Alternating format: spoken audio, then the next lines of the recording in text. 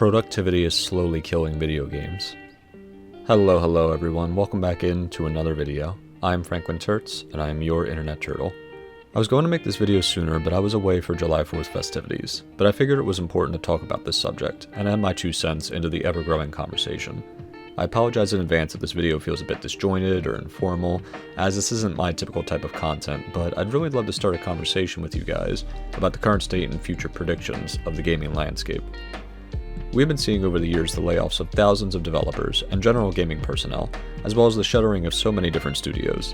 With the recent news of Xbox laying off over 9,000 of their employees, as well as closing some of their studios and shuttering some of their games in development, this is another dot on the graph.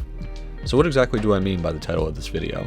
Well, when productivity and money are the only things you care about, it'll become the only thing that remains. Less heart, less innovation, less creativity.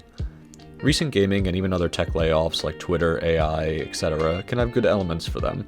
It can result in some less red tape, some more cohesive vision, that type of thing. But when the pursuit is only for your stockholders and CEOs' pockets, the goal becomes so narrow it leaves no room for anything else that is important.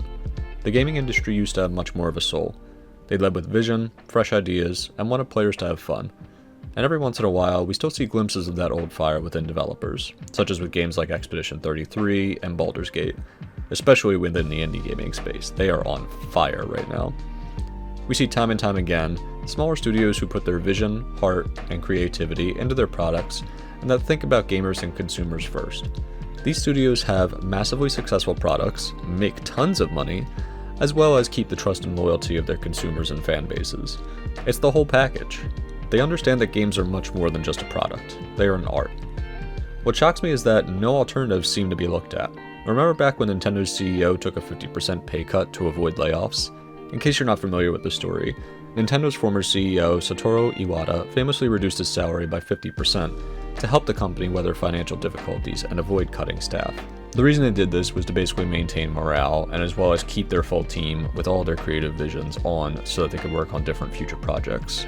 Iwata himself basically said that if we reduce the number of employees for better short-term financial results, employee morale will decrease, and I sincerely doubt employees who fear that they may be laid off will be able to develop software titles that could impress people around the world. Where is this type of thinking nowadays? As far as I'm aware, no other examples exist, at least in the gaming universe. What about alternative strategies? Combining studios to lessen layoffs? Shifting money around to different facets? But no. Instead, the solution is always just to go nuclear and lay off hundreds to thousands of employees without much warning, and shutter entire studios, preventing both smaller and larger, more anticipated games from ever seeing the light of day. Companies time and again seem to be prioritizing short-term gains over a more long-term outlook. Bringing this back around, what shocks me even more is that apparently Microsoft and Xbox did this while they're seeing massive successes. Xbox's Phil Spencer sent out a memo to staff that says the following.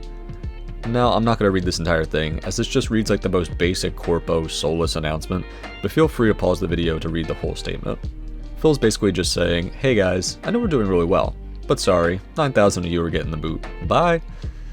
What I love too is that reportedly, Mr. Spencer here makes about $10 million per year. The entire thing just reads as completely tone-deaf and misguided. Specifically with Xbox, it seems that over the years they have acquired all these studios under their roof and all that talent, just to seemingly do nothing with it.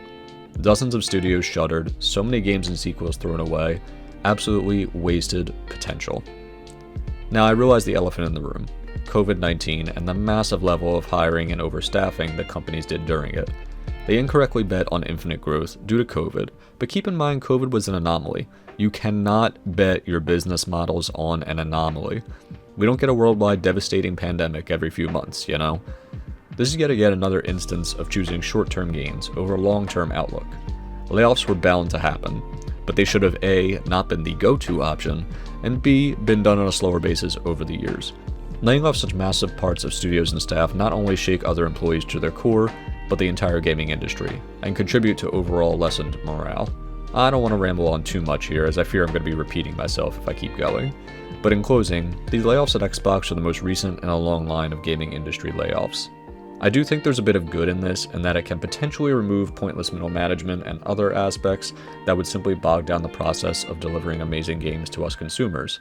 But like any good thing, it is very prone to being abused.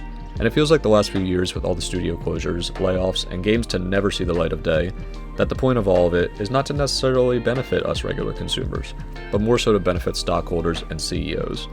And in this respect, this is blatantly not only anti-employee, but anti-consumer.